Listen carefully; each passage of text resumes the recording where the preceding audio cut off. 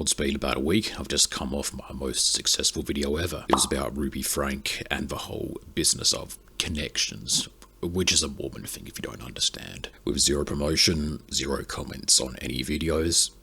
It's been about a week and it's gotten about 80 views, which is honestly alright for a video that's had no marketing outside the little tags I put in the video description. So what am I going to follow up my most successful video with? With a sequel to the video that did the worst out of any video I've ever released.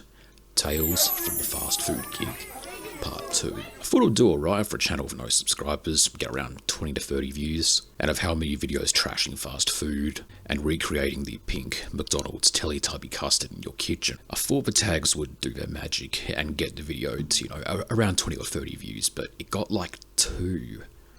And one of them was from me, I'm pretty sure. But that's okay, I just make these videos for fun. So without further ado, I present you the next event of what happened to me when I worked at fast food. This is the story of the day the MeatCooker 3000 caught fire. So what job did I have when the MeatCooker went bang? I was washing dishes. Riveting. Now, I was the delivery driver of the main place, but sometimes I helped around the kitchen. On this day, I didn't have the keys. I was just tasked with doing random stuff at the back of the kitchen. Washing dishes, putting meat in the meat cooker, cleaning the fryer, just, stuff like that. So this was around, I'd say, about 6 o'clock at night, when the area was starting to get a little bit busy. The traders started clocking off and coming in. The yeshe started clocking off from their busy schedule, skipping school, and they started coming in as well. There was a lot of old used tubs and really weird kitchen utensils to scrub down, wash up, and put in the sanitizer. Now, when the fast food joint I worked at, the sink we washed for dishes was right next to the MeatCooker 3000. Yeah, it's pretty hot and steamy back there, but it's usually, chugging along, cooking meat just fine, or sometimes flinging meat out if 2 pieces of frozen patties get stuck together, get jammed, and the conveyor belt spits them back out right into your face at supersonic speed. So I was just washing dishes, just minding my own business, just waiting for 9 o'clock to come around when I can finally clock off from this boring job. So I decided to turn to the MeatCooker 3000 to waste a bit of time, and I noticed that the whole area was a bit more orange than usual, and sort of glowy too. So I stepped over to the MeatCooker 3000 and I noticed that, 1, the temperature was at least 100 degrees Fahrenheit above what it used. Because even though we use Celsius here in Australia, our meat cooker comes from America, and of course they use Fahrenheit, so we got to use Fahrenheit for this one stupid thing in the kitchen. It's usually supposed to sit around 280 degrees Fahrenheit, but I noticed it was at around 380. And of course I had to check for the source of the glowing orange thingy.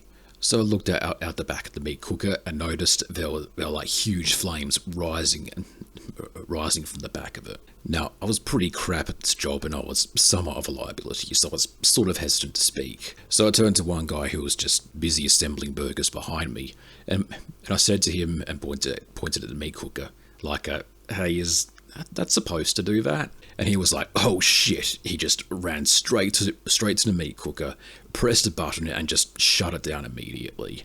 And then the manager, who was on shift that day, came around. Now, she was generally pretty bitchy and not a nice person to be around. And she was like, what are you doing? And I just stepped back and went back to the dishes because, I did back the delivery car into a fence like a week before. So I was just trying to stay out of her line of sight and just let the guy behind me take care and explain everything. And he said that, the damn thing's on fire. So she looked behind and said, okay, yep, that thing's definitely on fire. Well, there's nothing for me to do but except just go back to washing up and pulling clumps of lettuce out of a drain. But honestly, I was more invested into the MeatCooker 3000 exploding than, washing up. So the MeatCooker 3000 had to be unplugged, just carted out from its little metal hidey corner. A little corner that had fans running above it and was encased in metal, probably in the event of it catching fire. And the back of it was still on fire. Still on fire for at least, 20 minutes. So no tradies were getting their burgers, no yeshes were getting their burgers. So it was just between me and the other guy to tell everyone behind the front counter that, there's going to be no burgers for a while. The meat cooker's kind of on fire. and would be best to come back later, and thank you for your patronage. See you, have a nice day, that sort of thing. Now there's a billion things in the kitchen. There's fryers, old burger stations to assemble the burgers, little pans you put the burger ingredients on. There's like cookers for eggs, cookers for bacon. But of course the main meat, so to speak, at the burger place is the actual burger meat. And without the burger meat machine working and not being on fire, we couldn't exactly generate much revenue. They do sell a lot of chips, but the place I worked at is a burger place first and foremost. So if the MeatCooker 3000 shuts down, pretty much the whole store shuts down. Every person waiting in the drive-thru are told to just go and park somewhere and wait until, the MeatCooker isn't on fire. So this long line of 6 p.m. drive-thru people just had to slowly snake their way out and just try and fight for parks. There weren't many parking spaces available, so I'm guessing most just left. So everyone working the front counter and the back counter were given like stupid jobs such as standing on the driveway telling every passing car to fuck off, or going back to the front counter and telling all the people who are ready to pay for their burgers to again fuck off. And my job? What else? Washing dishes. But I did get a front row seat of the MeatCooker 3000 burning to death. So that was pretty cool. So I was busy washing dishes for about 10 minutes when the manager pulls out a little tray from behind the MeatCooker, and it's literally on fire, and just tosses it into the sink. And I was just busy, I'm scraping grease off some kind of old pan. And then I see this small little piece of gutter on fire just get flung at me, and I was like, whoa, what the fuck? I was then told to get out of the kitchen while the thing was solved. I also noticed that the MeatCooker was slightly still on fire. So I joined everyone at the front counter and we just started bullshitting about nothing while the MeatCooker was being saved from its early death. Someone had to write a little post-it note saying, sorry, the restaurant shut down, we apologise for any inconvenience. Now this was in Adelaide, which not too long before had to get every restaurant shut down due to COVID, and this was when the whole anti-COVID existing movement just started really picking up here in Australia. I wasn't the unfortunate sap who told people in the drive-thru to go and fuck off, so I don't know how angry the customers with their big-ass white Hiluxes were to handle, the restaurant being shut down again. I assume the guy who had that job might have gotten a few future promises of shanking their mum, but much like COVID, can't exactly stop the MeatCooker being on fire from not being a thing in the first place. It's already too late. So after a little while of bullshitting and being like the only guy out of the loop, out of which come from which school is a total cunt and which one from another school is a total cunt, I was in my early 20s at the time, and I was also not from that area. But I did get to call a couple guys who had never met a total cunt before, so all was fine. And I looked back at the kitchen and noticed it was a lot smokier than it used to be. Most of the smoke was coming from the kitchen sink itself, which I guess was alright. So all the smoke was coming from a tray that was still actively on fire when it was just literally tossed my way. We don't have any smoke alarms in the kitchen because, smoke happens all the time in the kitchen. Why would we, have a fire alarm there? So my ears were just permeated by the noise of, Jackson from this school's a total fucking cunt, fucking hate him, stuff like that. And I'd say it's been up to an hour, and the kitchen, still pretty smoky. I had a look at the MeatCooker 3000 and I noticed that it was still technically on fire even after the tray of fire had been just plunged from it and tossed at me. But I had a look at the little gap of where the little burger pieces fall into after being cooked, and noticed some still light but noticeable smouldering. As it turns out, at the back of the MeatCooker 3000, there's little meshy kind of material that I think is supposed to stop the grease from getting everywhere as the burger pieces go through the little meat cooker and then fall down into a pan. And that little meshy material is flammable. Why the proud, patriotic Americans probably didn't take into account that you shouldn't put flammable materials in a machine where things use fire. I don't know. I know that meat grease can also catch on fire, But the proud patriotic Americans probably should have taken preventative measures to stop the grease from catching fire in their grease machine. Because as it turns out, that little tray of fire that was literally hurled at me into the sink was full of grease.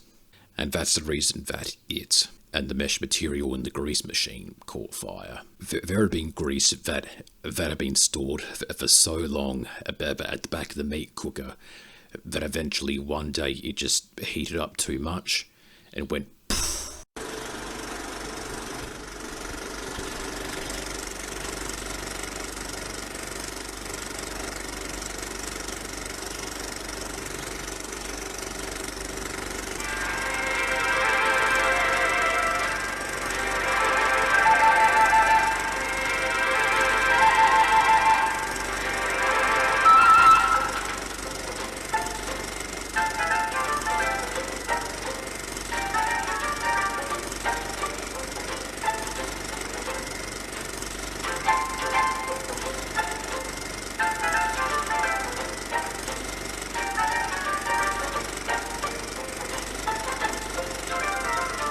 Actually, you know what? I give up. This old-timey PSA is taking way too long to develop something that ended up looking like crap. Now, of course, in the scenario we accidentally set Bugs Bunny on fire in the kitchen, and he's in a pot, the easiest way to cover any sort of kitchen fire is to just put one of those stove lids on top of the pot. That way, the pot will become filled with more CO2 and any other sort of gases the cooking Bugs Bunny gives off. And there won't be enough oxygen to let the fire continue burning. A fire extinguisher is also a very good idea. It also suffocates oxygen. But to get fire extinguishers to work, you have to point the fire extinguisher at the base of the fire and make sure the foam, gets to, the actual base of the fire. Because if you point it at the base, whatever fuel is used to, ignite the fire and keep it burning can also get smothered and become useless by the foam from the fire extinguisher. Any oxygen suffocation is a bonus. For a grease fire, a Class B fire extinguisher would work, but by far the easiest and best method to just snuff out a grease fire that started in a pot is to just put a stove lid on it and cover it. No more oxygen means no more fire. Now, grease fires are important to learn about, because if there's one thing you should never do on a grease fire is to pour water on it. Why? Because if you pour water into oil, you'll get this water-oil mixture. And what happens to water when it heats up? It evaporates, which is the act of turning a liquid into a gas. Now, because the oil and the water have been mixed together as a liquid, it also mixes together as a gas, so you have oil gas spreading up. And just as oil can be set on fire as a liquid, it can also be set on fire as a gas. So with oil fires or any other flammable liquid, pouring water on it will just make the situation worse because it'll turn into a water/other flammable liquid gas. That does it for part 2 of my failed series, Tales from the Fast Food Gig. Catch you in the next one.